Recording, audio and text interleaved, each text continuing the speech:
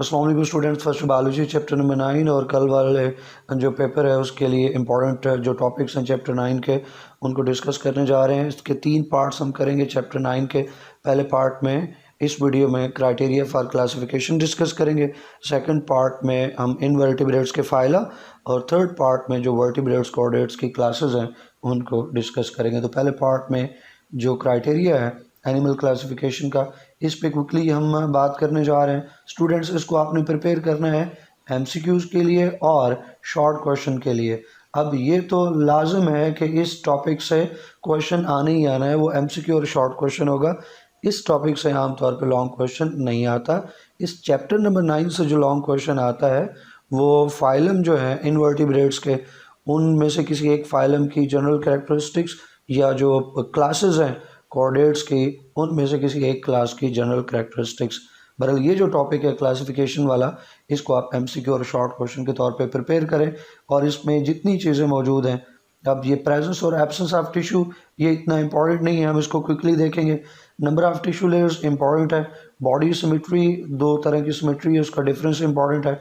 और types of body cavity ये important है। तो ज़रा क्विक इसको हम कवर कर लेते हैं। सबसे पहले है कि क्लासिफिकेशन बेस्ड ऑन ऑर्गेनाइजेशन, या आप कह सकते हैं कि बेस्ड ऑन प्रेजेंस और एब्सेंस ऑफ टिश्यूज़। तो इस बुनियाद पे जो एनिमल्स हैं उनके 2 सब किंगडम्स बनते हैं, एक पैराजोआ और दूसरा यूमेटाजोआ। जो पैराजोआ है ना स्टूडेंट्स, पैराजोआ के अंदर जो है वो किसी तरह के टिश्यूज़ नहीं है। पैराजोआ जो है ये सिंपल मल्टी सेलुलर एनिमल्स हैं। सिंपलेस्ट अगर आपने एनिमल्स देखने हैं तो वो पैराजोआ के अंदर मौजूद हैं, जिसमें के जो टिश्यूज़ हैं वो मौजूद नहीं हैं। जो सेल्स हैं वो इकट्ठे तो हुए हैं, डिवीजन ऑफ लेबर भी मौजूद है, लेकिन सेल्स ने किसी तरह का कोई टिश्यू नहीं बनाया। इसलिए पैराजोआ के एनिमल्स को हम सिंपल या सिंपलेस्ट मल्टी सेलुलर एनिमल्स का नाम दे रहे हैं। आगे लिखा है जैसे कि इनमें टिश्यू नहीं होते लेकिन डिवीजन ऑफ लेबर मौजूद है। इनमें किसी तरह की सिमेट्री भी नहीं है, ये एसिमेट्रिकल हैं। और तमाम की तमाम जो स्पॉन्जेस हैं वो इसमें आ जाते हैं। जो पहला फाइलम है फाइलम पोरीफेरा, जिसमें स्पॉन्जेस हैं, वो पैराजोआ के अंदर आते हैं। ये पैराजोआ की जनरल कैरेक्टरिस्टिक्स। यूमेटाजोआ इसका अपोजिट है। इन्हीं बातों को, ऊपर वाली जो बातें हैं कैरेक्टरिस्टिक्स हैं, उनको अपोजिट कर दें। पैराजोआ के अंदर टिश्यूज़ नहीं हैं तो यूमेटाजोआ के अंदर टिश्यू मौजूद हैं। पैराजोआ जो है वो अगर सिंपल मल्टी सेलुलर हैं तो जो यूमेटाजोआ है वो कम्प्लेक्स मल्टी सेलुलर है। पैराजोआ जो है अगर वो एसिमेट्रिकल है तो यूमेटाजोआ जो है वो सिमेट्रिकल है। पैराजोआ के अंदर जो स्पॉन्जेस हैं, तो जो यूमेटाजोआ है इसमें स्पॉन्जेस से आगे जो इनवर्टिब्रेट्स के फाइला हैं और जो वर्टिब्रेट्स के फाइला हैं वो शामिल है। तो ये इनको कंपैरिजन में हमने देख लिया। नेक्स्ट है classification based on number of tissue layers. अब टिश्यू लेयर्स का मतलब ये है कि वो लेयर्स जिनसे टिश्यूज़ जो हैं वो फॉर्म होते हैं। तो एम्ब्रियोनिक डेवलपमेंट जो है, एम्ब्रियो लेवल पे बात करें तो 2 या 3 लेयर्स जो हैं वो बनती हैं। जिन ऑर्गेनिजम्स में 2 लेयर्स बनती हैं हम उनको डिप्लोब्लास्टिक एनिमल्स कहते हैं। डिप्लो जो है वो डाई के लिए, 2 के लिए, ब्लास्टिक लेयर्स के लिए। तो डिप्लोब्लास्टिक एनिमल्स जो हैं इसमें 2 जर्म लेयर्स बनती हैं। दोनों के नाम याद रखने हैं, एक्टोडर्म और एंडोडर्म। अब एक्टोडर्म और एंडोडर्म के दरमियान में जो है वो स्पेस जो है वो फिल्ड होती है, खाली जगह नहीं है, बल्कि एक्टोडर्म और एंडोडर्म के दरमियान में जो स्पेस है वहाँ पे एक जेली लाइक सब्सटेंस जो मौजूद है, और वो जेली लाइक सब्सटेंस को मिजोग्लिया का नाम देते हैं। ये एमसीक्यूज़ में आपसे पूछा जा सकता है कि एंडोडर्म और एक्टोडर्म में के दरमियान में मौजूद जो सब्सटेंस है उसका नाम बताओ, तो दैट इज़ द मिजोग्लिया। ये जेली लाइक इसकी अपीयरेंस होती है और ये सपोर्ट प्रोवाइड करता है। जिस तरह स्केलेटन नहीं सपोर्ट प्रोवाइड करती है, उस तरह मिजोग्लिया जो है ये जिन ऑर्गेनिज्म में मौजूद है वहाँ सपोर्ट प्रोवाइड करता है। ये जो डिप्लोब्लास्टिक एनिमल्स हैं, अगर इनकी ऑर्गेनाइजेशन देखें तो टिश्यू लेवल ऑफ ऑर्गेनाइजेशन है। जितने डिप्लोब्लास्टिक एनिमल्स हैं इनमें आपको सेल्स मिलते हैं कि सेल्स टिश्यूज़ बना रहे हैं, आपको टिश्यूज़ मिलते हैं, लेकिन टिश्यूज़ से ऑर्गन्स जो हैं वो आपको नहीं मिलते। There are no specialized organs. तो जब ऑर्गन्स नहीं हैं तो किसी तरह के ऑर्गन सिस्टम्स भी इनमें नहीं है। इनमें जो न्यूरॉन का नेट है, न्यूरॉन जो कि नर्वस सिस्टम के सेल्स हैं, न्यूरॉन्स, उनका एक नेट, उनका एक जाल, उनका एक नेटवर्क मौजूद होता है। लेकिन प्रॉपर अगर आप बात करें कि ब्रेन या ब्रेन लाइक कोई स्ट्रक्चर हो, वो एब्सेंट है, किसी तरह की कोऑर्डिनेशन जो है वो एब्सेंट है। जो न्यूरॉन सेल्स हैं वो आम तौर पे इंडिविजुअली रिस्पॉन्ड करते होते हैं टू स्टिमुलाई, और जो लोकल रिस्पॉन्स है वो जनरेट करते होते हैं। इनमें एक ही कैविटी मौजूद है और उस कैविटी को गैस्ट्रोवैस्कुलर कैविटी कहते हैं। ये दूसरा इंपॉर्टेंट एमसीक्यू है, gastrovascular cavity. Students, gastrovascular cavity diploblastic animals में पाई जाती है और इसकी ख़ास बात यह है कि गैस्ट्रोवैस्कुलर कैविटी की सिर्फ एक ही ओपनिंग है, एक सिंगल ओपनिंग होती है, वहीं से फूड इंटर होती है और डाइजेशन के बाद जो वेस्ट है वो उसी ओपनिंग से बाहर जा रहा होता है, यानी एंट्रेंस और एग्जिट के लिए एक ही ओपनिंग है। ये फीचर है गैस्ट्रोवैस्कुलर कैविटी का। एग्जांपल इसमें देख लें तो जो निडेरिया है, फाइलम निडेरिया या साइलिएंट्रेट्स भी इनको बोलते हैं, फाइलम साइलिएंट्रेटा, साइलिएंट्रेट्स, निडेरिया, निडेरियंस, तो ये इसकी एग्जांपल है। इसके अलावा प्लेटी एलमेंथीज जिनको हम फ्लैट वर्म्स कहते हैं वो भी डिप्लोब्लास्टिक में आ जाते हैं। अब जब हमें डिप्लोब्लास्टिक का पता चल गया तो जो ट्रिप्लोब्लास्टिक है जिनमें 3 लेयर्स होती हैं, 3 जर्म लेयर्स होती हैं, वो बिल्कुल इसका अपोजिट है। उनको भी क्विकली कवर कर लेते हैं। ये डायग्राम शॉर्ट क्वेश्चन में बनाने की ज़रूरत नहीं है और लॉन्ग इसमें आना नहीं है। अगर आपसे कह दिया जाए कि आप डायग्राम की मदद से शो करें तो फिर ये आप सिंपल डायग्राम बना सकते हैं, अदरवाइज इसकी ज़रूरत नहीं है आपकी अंडरस्टैंडिंग के लिए। नेक्स्ट है students triploblastic animals. Name suggest करता है ट्रिप्लो, ट्राई, 3 के लिए। तो इन ये जो ऑर्गेनिज्म हैं जिनको हम ट्रिप्लोब्लास्टिक एनिमल्स कह रहे हैं, 3 जर्म लेयर्स मौजूद होती हैं, एक्टोडर्म, एंडोडर्म, ये तो ऊपर भी मौजूद है, लेकिन एक्टो और एंडोडर्म के दरमियान में एक तीसरी लेयर भी मौजूद है, that is the mesoderm. Meso centre के लिए कहते हैं ना, मिडल के लिए कहते हैं। Ecto outside, endo inside, meso middle. तो बाहर वाली जो लेयर है एक्टोडर्म, दरमियान में जो है मीजोडर्म, और अंदर की तरफ जो मौजूद है दैट इज़ द एंडोडर्म। अगर हम बात करें एम्ब्रियोनिक डेवलपमेंट की तो ये जो ट्रिप्लोब्लास्टिक एनिमल्स की लेयर्स हैं ये डिफरेंट तरह के टिश्यूज़ बना जाती हैं। एंडोडर्म से और तरह के टिश्यूज़, मेसोडर्म से और तरह के टिश्यूज़, एक्टोडर्म से और तरह के टिश्यूज़। तो अगर एक अडल्ट ट्रिप्लोब्लास्टिक आप एनिमल को देखोगे तो अडल्ट ट्रिप्लोब्लास्टिक एनिमल में आपको ये डिस्टिंक्ट लेयर्स नज़र नहीं आएंगी, बल्कि इनसे बने हुए टिश्यूज़ आपको नज़र आएंगे, इनसे बने हुए स्ट्रक्चर्स आपको नज़र आएंगे।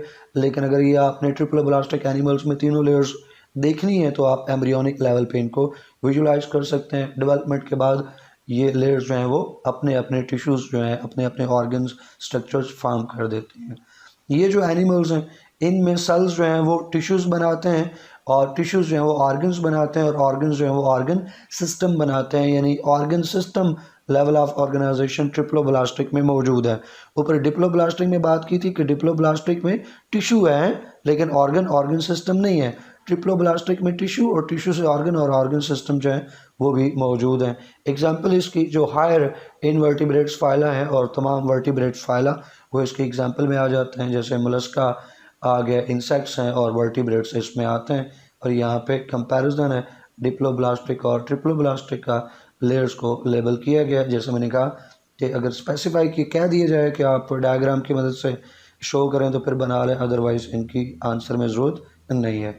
तीसरा जो क्राइटेरियन है वो क्लासिफिकेशन है based on the body symmetry. अब 2 तरह की सिमेट्री जो है वो आपको मिलती है, एक रेडियल सिमेट्री और एक बायलैटरल सिमेट्री। तो जो रेडियल सिमेट्री और बायलैटरल सिमेट्री, इसका डिफरेंस आपसे एग्ज़ाम में पूछा जा सकता है। ऊपर भी अगर आपने अच्छी तरह इनको प्रिपेयर करना है ना तो मेरी सजेशन आपको यही है कि आप इसको डिफरेंस के तौर पे प्रिपेयर करो। आप इससे ऊपर जो हमने पढ़ा उसका भी डिफरेंस ले लो। पैराजोआ और यूमेटाजोआ हमने डिफ्रेंशिएट किया, डिप्लोप्लास्टिक एनिमल्स और ट्रिप्लोब्लास्टिक डिफ्रेंशिएट किया, डिफरेंस के तौर पे इनको तैयार करें। इसी तरह से ये जो रेडिएटा, ग्रेड रेडिएटा और ग्रेड बायलेट्रिया या रेडियल सिमेट्री और बायलेटरल सिमेट्री, इनको भी डिफ्रेंशिएट करके लेके चलें। एक तो जल्दी याद कर लेंगे और दूसरा पक्का याद रहेगा, कन्फ्यूजन नहीं बनेगी। तो स्टूडेंट्स, बेस्ड ऑन सिमेट्री जो सब किंगडम यूमेटाजोआ है उसको फर्दर 2 ग्रेड्स के अंदर जो है वो डिवाइड किया गया है। यूमेटाजोआ को डिवाइड किया गया है। ऊपर हमने बात की कि बेस्ड ऑन प्रेजेंस और एब्सेंस ऑफ टिश्यूज़ हमने जो एनिमल्स हैं उनको 2 सब किंगडम्स में डिवाइड किया था, किंगडम पैराजोआ और यूमेटाजोआ। और हम बात कर चुके कि जो पैराजोआ हैं वो एसिमेट्रिकल है, तो पैराजोआ जब हैं ही एसिमेट्रिकल तो उनकी तो रेडिएट कोई सिमेट्री है ही नहीं है, तो उनको क्या फर्दर डिवाइड किया जाए। जो यू मेटाजोआ हैं इनकी सिमेट्री है, तो इन्हीं को आगे सिमेट्री के बेस पे दो ग्रेड्स के अंदर जो है वो डिवाइड किया गया है, एक बायलेटरल सिमेट्री और दूसरी रेडियल सिमेट्री। तो चले पहले ग्रेड रेडिएटा को देख लेते हैं। ग्रेड रेडिएटा में जो एनिमल्स मौजूद हैं उनकी रेडियल सिमेट्री है। इसमें टॉप और बॉटम दो पोजीशंस मौजूद हैं। डिस्टिंक्ट पोजीशन आप एनिमल को देख के कह सकते हैं अच्छा ये इसका टॉप है और ये इसका बॉटम है। एक सेंट्रल एक्सेस होता है और उस सेंट्रल एक्सेस के अराउंड जो टिश्यूज़ और स्ट्रक्चर्स हैं वो ऑर्गेनाइज्ड होते हैं। जो रेडियल सिमेट्री है, जैसे एक सर्कल है ना, अब रेडियल को आप सर्कल के रेडियस के साथ जो है वो जोड़ दो और ये वर्ड वहीं से आया है। जैसे स्टूडेंट्स एक सर्कल में कई एक रेडियस हो सकते हैं, बहुत सारे रेडियस हो सकते हैं एक सर्कल में, इसी तरह से जो ग्रेड रेडिएटा के एनिमल्स हैं उनको एक से ज़्यादा प्लेन्स में डिवाइड किया जा सकता है। क्यों कि उनमें एक सेंट्रल एक्सेस है और सेंट्रल एक्सेस के अराउंड जो रेडियल लाइंस हैं, रेडियल लाइंस के ऊपर यानी रेडियस वाली जो लाइन है उनके ऊपर जो स्ट्रक्चर्स हैं और जो ऑर्गन्स हैं वो टिश्यूज़ जो हैं वो ऑर्गेनाइज्ड हैं। इसलिए ग्रेड रेडिएटा के जो ऑर्गेनिजम्स हैं अगर हम उनको इक्वल हाफ्स में कन्वर्ट करना चाहें तो एक से ज़्यादा प्लेन्स में हम उनको डिवाइड कर सकते हैं। यू भी कट कर सकते हैं इक्वल हाफ्स में, ऐसे भी इक्वल हाफ्स में डिवाइड कर सकते हैं, ऐसे भी इक्वल हाफ में डिवाइड कर सकते हैं। तो ये होगी स्टूडेंट्स ग्रेड रेडिएटा की कैरेक्टरिस्टिक्स। कुछ और चीज़ें देखते हैं, जैसे एग्जांपल है जेलीफिश और एनीमोन, सी एनीमोन इसमें एग्जांपल आ जाएगी। और सिमेट्री जो है, जो रेडियल सिमेट्री है, ये सेसाइल जो लाइफस्टाइल है उसके लिए एक अडेप्टेशन है। यानी जो रेडियल सिमेट्री सूट करती है सेसाइल लाइफ को। सेसाइल लाइफ कौन सी होती है? जिसमें ऑर्गेनिज्म जो है, एनिमल जो है वो फिक्स्ड अपनी एक जगह पे रह के अपनी ज़िंदगी गुजार देता है, जिसमें लोकोमोशन नहीं है। एनिमल जो है वो अपने आप को किसी सरफेस के साथ, सबस्ट्रेट के साथ अटैच करेगा और सारी ज़िंदगी जो है वो उसके साथ अटैच फार्म में गुजार देगा। जैसे कि आपने हाइड्रा कहीं पढ़ा था, हाइड्रा जो है वो ससाइल में है, निडेरियंस के अंदर आ जाते हैं। तो ससाइल लाइफ जिसमें लोकोमोशन नहीं होती, ऑर्गेनिज्म एक जगह फिक्स्ड रहता है। नेक्स्ट है स्टूडेंट्स ग्रेड बायलेट्रिया। ग्रेड बायलेट्रिया में बायलेटरल सिमेट्री रखने वाले ऑर्गेनिज्म जो है वो शामिल है। बायलेटरल सिमेट्री वो सिमेट्री होती है कि जिसमें आप एक ऑर्गेनिज्म को दो हाफ्स में डिवाइड करना चाहते हैं तो आपके पास सिर्फ एक ही प्लेन है जो कि मिड लाइन होती है, यानी मिड से पास होती है। वो एक सिंगल प्लेन में ही आप ऑर्गेनिज्म को दो इक्वल हाफ्स में डिवाइड कर सकते हैं। वो दो जो इक्वल हाफ्स बनते हैं उनको टॉप बॉटम नहीं कहेंगे बल्कि लेफ़्ट राइट का हम नाम देंगे, और वो एक दूसरे का मिरर इमेजेस हैं। सारी बात है, लेफ़्ट और राइट को ही हम मिरर इमेज कहते हैं। जैसे आप आईने के सामने खड़े हों तो आपकी जो राइट साइड है आईने में, जो आपका इमेज है उधर वो लेफ़्ट होगी, और आपकी जो लेफ़्ट है आपके इमेज में वो राइट साइड होगी। तो इसको हम मिरर इमेज कहते हैं, यानी लेफ़्ट राइट को मिरर इमेज का नाम दिया जाता है। तो ग्रेड बायलेट्रिया में एक ऑर्गेनिज्म को सिर्फ एक ही प्लेन में दो इक्वल हाफ्स में डिवाइड कर सकते हैं। ऊपर बाय जो रेडियल सिमेट्री थी उसमें आप देखें कि एक ऑर्गेनिज्म को दो हाफ्स में डिवाइड करने के लिए एक से ज़्यादा प्लेन्स जो हैं वो मौजूद हैं। लेकिन बायलेटरल सिमेट्री में जैसे कि ह्यूमन है, चले यहाँ से कोई एक छोटा मोटा सा हम एक फिगर बना लेते हैं और मैं आपको बात समझाने की कोशिश करता हूँ। अब आप देखो कि अगर इस तरह से हम लाइन लगाएं तो ऊपर तो और तरह के ऑर्गन्स हैं, नीचे वो ऑर्गन्स आए ही नहीं है, तो दो इक्वल हाफ्स तो ना बने, लेफ़्ट राइट तो ना बना। लेफ़्ट राइट बनाने के लिए, इक्वल हाफ बनाने के लिए सिर्फ एक ही प्लेन है कि जो मिड लाइन होगी। तो एक साइड जो है वो राइट साइड बन जाएगी और एक साइड जो है वो लेफ़्ट साइड जो है वो बन जाएगी। तो लेफ़्ट राइट दो साइड जो हैं वो बन जाएंगी। तो एक ही प्लेन में आप ऑर्गेनिज्म को दो इक्वल हाफ्स में डिवाइड कर सकते हैं। ऐसी सिमेट्री बायलेटरल सिमेट्री कहलाती है। जो फ्रंट या इंटीरियर पार्ट है सामने वाला, वहाँ पे एनिमल का हेड होता है, और जो पोस्टीरियर नीचे वाला पार्ट है वहाँ पे एनिमल की जो है वो टेल मौजूद होती है। जिन एनिमल्स में टेल है वहाँ पे टेल होगी। जो इंटीरियर और फ्रंट पार्ट है वहाँ पे एनिमल का हेड होगा in case of bilateral symmetry. और फिर इस तरह आपको डॉर्सल और वेंट्रल सर्फेसेस भी मिलती हैं। बायलेटरल सिमेट्री में डॉर्सल और वेंट्रल सरफेसेस भी हैं, यानी अगर ह्यूमन की मिसाल लें, अपनी मिसाल लें, तो हमारी जो बैक साइड है ना वो डॉर्सल सरफेस है, और जो हमारी पेट वाली साइड है, सामने वाली साइड है, वो वेंट्रल सरफेस है। हमारी देखो लेफ्ट साइड भी है, राइट साइड भी है, डॉर्सल भी है और वेंट्रल सरफेस भी है। अब अकाइनोडर्म्स जो हैं ये एक एक्सेप्शन है, थोड़ी सी बात इनमें हट के। अकाइनोडर्म्स जब लार्वल स्टेज पे होते हैं, जो इनका लार्वा है, उसमें तो बाइलेटरल सिमेट्री है, लेकिन जब ये अडल्ट हो जाते हैं, बड़े हो जाते हैं, तो ये रेडियल सिमेट्री जो है वो बना लेते हैं, रेडियल सिमेट्री हासिल कर लेते हैं। यानी लार्वल स्टेज पे बाइलेटरल सिमेट्री है और अडल्ट स्टेज पे रेडियल सिमेट्री है अकाइनोडर्म्स में। अब इन्होंने ऐसा क्यों किया कि ये इनके जो पेरेंट्स हैं, जो इनके इंसेस्टर्स हैं, वो भी बायलेटरल सिमेट्री वाले थे। इनका लार्वल जो स्टेज है, लार्वा है, वो भी बायलेटरल है और ये अडल्ट होकर रेडियल सिमेट्री ले लेते हैं। तो ये एक एवोल्यूशनरी अडेप्टेशन है।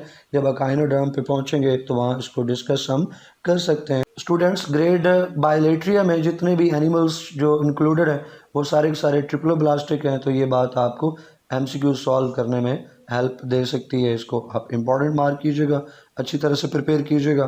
फिर जो बायलेटरल सिमेट्री है स्टूडेंट्स, ये मोटिलिटी के लिए, मोबिलिटी के लिए, लोकोमोशन के लिए, मूवमेंट के लिए एक अडेप्टेशन है। यानी अगर किसी ने ससाइल लाइफस्टाइल किसी ऑर्गेनिज्म ने रखना है तो उसके लिए जो प्रेफर्ड सिमेट्री है वो रेडियल है, और अगर किसी एनिमल ने मोबिलिटी हासिल करनी है, मोटिलिटी है, लोकोमोशन शो करनी है, तो बायलेटरल सिमेट्री उसके लिए बेहतरीन एक रास्ता, एक अडेप्टेशन, एक सिमेट्री हो सकती है। तो यहाँ पे दो तरह की प्लेन्स जो हैं वो ली गई हैं, एक मीडियन प्लेन और एक ट्रांसवर्ट प्लेन है। इनकी मदद से आपको लेफ़्ट, राइट और जो डॉर्सल और वेंट्रल जो है उनको शो किया गया है। तो ये पोस्टीरियर एंड है, पीछे वाला, जहाँ पे टेल मौजूद है। ये इंटीरियर एंड है, जहाँ पे हेड मौजूद है। और जो बैक साइड है इसकी, वो डॉर्सल साइड कहलाएगी, और जो पेट की तरफ है, नीचे की तरफ मौजूद है, वो वेंट्रल साइड, ये सरफेस कहलाएगी। नेक्स्ट बात करते हैं स्टूडेंट्स। तो हम अब ऑर्गेनिजम्स को क्लासीफाई कर सकते हैं based on body cavity. Body cavity है या नहीं है, इस बेस पे जो बॉडी कैविटी है उसको सिलोम कहते हैं। स्टूडेंट्स, जो ऑर्गेनिज्म में अगर बॉडी कैविटी है या नहीं है तो वो एक अलग बहस है, लेकिन अगर है तो उस बॉडी कैविटी को क्या नाम देंगे हम? सिलोम का नाम देंगे। ये coelom usually fluid filled space होती है, और ये मौजूद होती है जो बॉडी वाल है और जो डाइजेस्टिव सिस्टम है, डाइजेस्टिव ट्रैक है, डाइजेस्टिव ट्यूब है, यानी जो GIT है, gastro intestinal tract, digestive tube, वो और जो मेन बॉडी वाल है उसके दरमियान में अगर स्पेस मौजूद है तो हम कहते हैं सिलोम है, बॉडी कैविटी है। अगर नहीं है तो हम कहते हैं कि सिलोम एब्सेंट है। तो इस बेस पे, सिलोम की बेस पे हम एनिमल्स के 3 ग्रुप्स बनाते हैं। ए सिलोमेट, ए विदाउट सिलोमेट सिलोम, इनमें सिलोमेट नहीं है। सोडोसिलोमेट, इनमें फाल सिलोम में जो मौजूद है, और सिलोमेट में ट्रू सिलोम जो है वो एग्जिस्ट करती है। तो ये भी एक इम्पॉर्टेंट है, इसको बहुत अच्छे तरीके से आप प्रिपेयर करके आप कल के एग्ज़ाम के लिए जाएं। ए सिलोमेट में किसी तरह की कोई बॉडी कैविटी नहीं है डाइजेस्टिव ट्रैक और आउटर बॉडी वॉल में, जो ए सिलोमेट्स कहते हैं। इनकी जो मेसोडर्म है वो सॉलिडी पैक्ड है। एक्टोडर्म और एंडोडर्म के दरमियान में मैंने आपको बताया था कि मेसोग्लिया एक चीज़ मौजूद है, और वो मेसोग्लिया जो है वो मेसोडर्म है नहीं है ए सिलोमेट में। मेसोडर्म निश्ता एब्सेंट है, लेकिन वहाँ पे मेसोग्लिया मौजूद है जो कि पैक्ड है सॉलिडली, यानी वो स्केलेटन का रोल प्रोवाइड कर रही है, सपोर्ट का रोल प्रोवाइड कर रही है। एग्जाम्पल इसमें प्लेटिहेल्मिन्थेस, जिनको हम फ्लैटवर्म्स का भी नाम देते हैं। फिर है सोडोसिलोमेट्स। तो जो सोडोसिलोमेट्स हैं स्टूडेंट्स, नाम बताता है सोडो, इनमें सिलोम तो मौजूद है, लेकिन ये जो सिलोम है ये मेसोडर्म से नहीं बनी, बल्कि ये सिलोम मौजूद है मेसोडर्म और एंडोडर्म के दरमियान में। बच्चे, जो ट्रू सिलोम बनती है ना, ट्रू सिलोम बनती है मेसोडर्म से, लेकिन सिलोमेट्स में जो सोडोसिलोम बन रही है वो सोडोसिलोम मेसोडर्म और एंडोडर्म के दरमियान में बनती है, इनके बिटवीन है, इसलिए हम इसको सोडोसिलोम कहते हैं। फॉल्स कैविटी, इन एनिमल्स को आप सोडोसिलोमेट्स बोलोगे। एग्जाम्पल इसकी एस्कलमेंथीज, जिनको नीमाटोडा भी या नीमाटोड्स बोलते हैं। फिर सिलोमेट्स हैं। सिलोमेट्स वो हैं जिनमें ट्रू कैविटी जो है मौजूद है, ट्रू कैविटी, ट्रू सिलोम मौजूद है। और जो ट्रू सिलोम है वो किससे बनती है स्टूडेंट्स? वो बनती है मीजोडर्म से। मीजोडर्म जो है वो ट्रू सिलोम बनाती है। जिन ऑर्गेनिज्म में उनको हम सिलोमेट्स का नाम देते हैं। और ये फ्लूइड फिल्ड सिलोम है, यानी फ्लूइड फिल्ड बॉडी कैविटी है। जिन एनिमल्स में ये मौजूद है डेफिनेटली वो सिलोमेट कहलाएंगे। एग्जाम्पल इसकी एनीलिडा से लेके बाकी जितने ऊपर वाले इनवर्टिब्रेट्स हैं और तमाम जो कॉर्डेट्स हैं वो सिलोमेट्स में आएंगे। हम भी जो कि कॉर्डेट्स हैं तो हम भी सिलोमेट्स में हैं। ये डायग्राम अगर आप बना लेते हैं तो बहुत अच्छी बात है, क्योंकि हो सकता है कि आपसे एग्ज़ाम में आपके सिलोम और सोडोसिलोम जो है वो डायग्राम के साथ इसका डिफरेंस की कंपैरिजन मांग लिया जाए तो वहाँ पे आप बनाने के काबिल हो। अगर नहीं पूछा तो फिर शॉर्ट क्वेश्चन में डायग्राम बनाने की ज़रूरत नहीं है। स्टूडेंट सिलोमेट को फर्दर दो ग्रुप्स में डिवाइड किया जाता है, एक प्रोटोस्टोम्स और दूसरा ड्यूटेरोस्टोम्स। इनका डिफरेंस भी एग्जाम के पॉइंट ऑफ व्यू से खासा इंपॉर्टेंट है, जो पूछा जा सकता है आपसे। तो ज़्यादा फेवरेट अगर आप मुझसे पूछें तो यही है कल के पेपर के लिए कि ड्यूटेरोस्टोम्स और प्रोटोस्टोम्स का डिफरेंस शॉर्ट क्वेश्चन में आ जाए। तो जो प्रोटोस्टोम्स है, अब आपने जो रेफरेंस बनाना है वो ब्लास्टोपोर को बनाना है। तो 1 मिनट ब्लास्टोपोर पे बात करते हैं, फिर इसको लेके दोनों ग्रुप्स को डिफाइन करेंगे। अब स्टूडेंट्स, जैसे इसका नाम सजेस्ट करता है ब्लास्टोपोर, तो ये एक पोर है, ओपनिंग है, सुराख है। ब्लास्टो ये ब्लास्टूला के लिए है। स्टूडेंट्स, जो एनिमल्स हैं सेक्सुअल रिप्रोडक्शन में मेल और फीमेल दोनों के जो सेल्स हैं, जो स्पर्म्स और एग्स फ्यूज होते हैं, जाइगोट बनता है। अब जो जाइगोट है एक सेल है, उसमें डिवीजन होती है, क्लीवेज होती है और बहुत सारे सेल्स बनते हैं, उनमें क्लीवेज होती है, सेल्स का नंबर और बढ़ता है। अल्टीमेटली सेल्स का एक मैस, सेल्स का एक बॉल, सेल्स का एक गेंद बन जाता है, जिसको ब्लास्टूला कहते हैं। ब्लास्टूला में बाद में ब्लास्टूला के जो सेल्स हैं वो अंदर की तरफ मूव करते हैं और एक ओपनिंग बन जाती है, जिसको ब्लास्टोपोर कहते हैं। अब ये हमारा रेफरेंस होगा, इसकी बुनियाद पे हम दोनों ग्रुप्स को डिफाइन करेंगे। तो जो प्रोटोस्टोम्स हैं ये वो एनिमल्स हैं जिनमें ब्लास्टोपोर से माउथ बनता है। जो ब्लास्टूला है इसके बनने की मैं ऑलरेडी बात कर चुका। इसकी एग्जांपल मोलस्का, एनीलिडा, आर्थ्रोपोडा वगैरह इसमें शामिल है। और प्रोटो का आपको बताया कि प्रोटो अर्लियर को कहते हैं, प्रो को कहते हैं, पहले को कहते हैं और स्टोम माउथ को कहते हैं। तो इनमें माउथ बनाने वाली जो ओपनिंग है वो पहले बनती है, दैट्स वाई प्रोटोस्टोम्स कहलाएंगे। फिर है ड्यूटेरोस्टोम्स। ड्यूटेरो का मतलब होता है सेकंड, बाद में आने वाला, स्टोम माउथ। तो ड्यूटेरोस्टोम्स में जो माउथ बनाने वाली ओपनिंग है वो ब्लास्टूला में नहीं बल्कि ब्लास्टूला के बाद में बन रही होती है, इसलिए इनको ड्यूटेरोस्टोम्स कहते हैं। और ब्लास्टूला में जो ब्लास्टोपोर है वो ड्यूटेरोस्टोम्स में बजाय के माउथ बनाए वो एनस फॉर्म करता है। और जैसे आपको बताया कि माउथ बनाने वाला जो स्ट्रक्चर है वो लेटर स्टेजेस में फॉर्म होता है, तभी हम इनको ड्यूटेरोस्टोम्स का नाम देते हैं। नीचे डायग्राम में भी ये डिफरेंस इनका मौजूद है। इसमें अगर आपको डायग्राम चाहिए तो साइड व्यू बनाने की ज़रूरत नहीं है, सिर्फ टॉप व्यू जो है इसको इस्तेमाल करें। पहला डिफरेंस जो है वो जो प्रोटोस्टोम्स है उनमें जो क्लीवेज है वो क्लीवेज स्टूडेंट स्पाइरल है, और जो दूसरी तरफ ड्यूटेरोस्टोम्स हैं उनमें वो क्लीवेज रेडियल है। फिर प्रोटोस्टोम्स में वो क्लीवेज डिटर्मिनेट है और जो ड्यूटेरोस्टोम्स हैं वो क्लीवेज इनडिटर्मिनेट है। डिटर्मिनेट क्लीवेज होने का मतलब है कि हमें पता है कि किस लेयर से कौन सा स्ट्रक्चर बनना है, फेट जो है, किस्मत वो नोन है। इनडिटर्मिनेट में लेयर्स की फेट जो है वो डिटर्मिन नहीं होती, वो अननोन होती, इसलिए इसको इनडिटर्मिनेट कहते हैं। दूसरा डिफरेंस जो है वही ब्लास्टोपोर का, कि जो प्रोटोस्टोम्स हैं उसमें ब्लास्टोपोर से जो है वो माउथ बनता है, जबकि जो ड्यूटेरोस्टोम्स हैं उनमें ब्लास्टोपोर से जो है वो एनस फॉर्म होती है। इसी तरह फिर हम देखें कि जो सिलोम फार्मेशन है कि सिलोम किस तरह से बन रही है।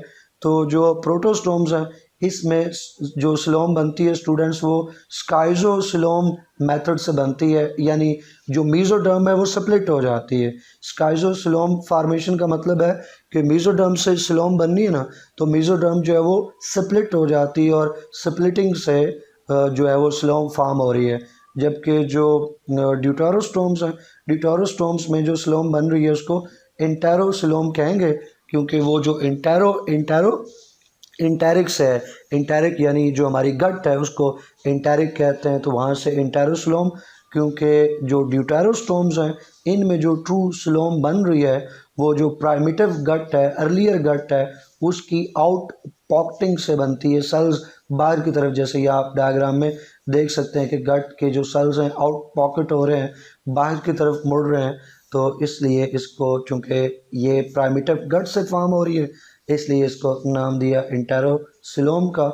और जो प्रोटोस्टोम्स हैं उनमें जो सिलोम बनती है वो मेसोडर्म की स्प्लिटिंग से फॉर्म होती है, इसलिए इसको स्काइजोसिलोम का नाम देते हैं।